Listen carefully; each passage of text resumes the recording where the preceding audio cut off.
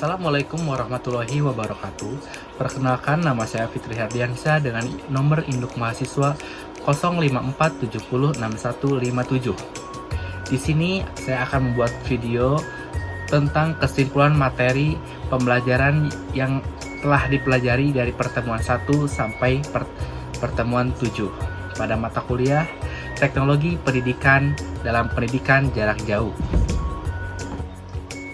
Tujuan teknologi pendidikan yaitu teknologi pendidikan bukan hanya sekedar soal perangkat, yaitu komputer, media audio visual, tapi suatu pendekatan sistematis yang menggabungkan teori, pembelajaran, pedagogi, media, dan teknologi untuk meningkatkan efektivitas dan efisiensi proses belajar mengajar.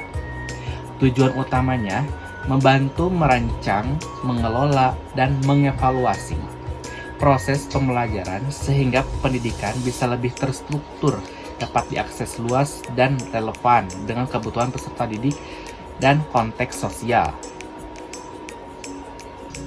Konsep dasar yaitu ada definisi, ruang lingkup, dan ruang operasi. Teknologi pendidikan membahas banyak hal, definisi teknologi plus pendidikan, sejarah, dan evolusi teknologi pendidikan, serta perbedaan antara teknologi dalam pendidikan dan teknologi dalam pembelajaran.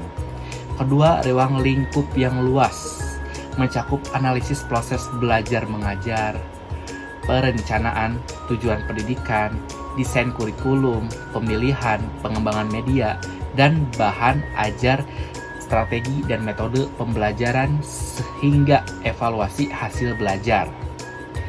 Ketiga, ada teknologi pendidikan juga mempelajari faktor-faktor eksternal yaitu sosial, ekonomi, budaya, kebijakan, dan lain sebagainya yang mempengaruhi implementasi teknologi dalam pendidikan.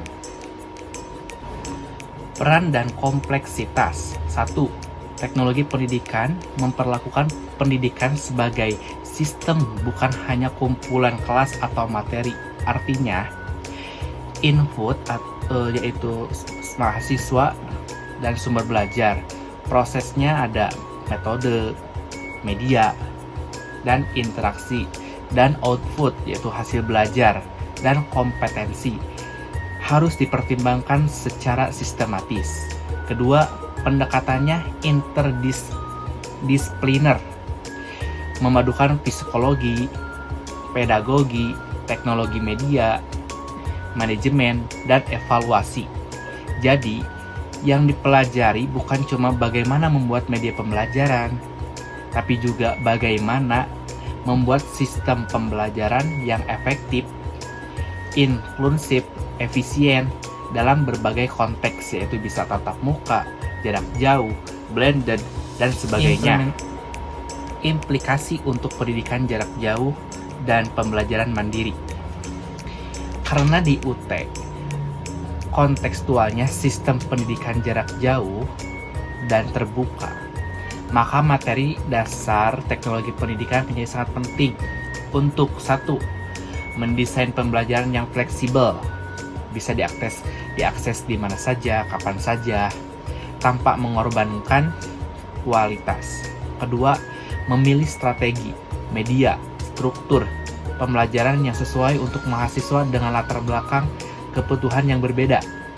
Misal, menggunakan media digital, modul, multimedia, dan bahan ajar daring. Sistem evaluasi jarak jauh ini sejalan dengan visi Prodi Tekpen UT.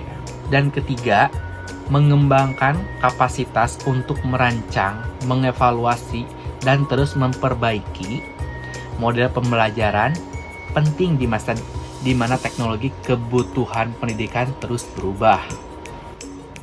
Kesimpulannya yaitu dari pertanyaan apa itu teknologi pendidikan hingga pemahaman tentang ruang lingkup, fungsi, dan aplikasi.